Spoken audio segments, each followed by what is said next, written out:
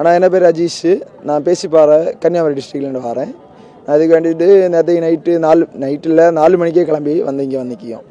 4 மணிக்கு கிளம்பி இப்போ தான் வர முடிஞ்சிச்சு.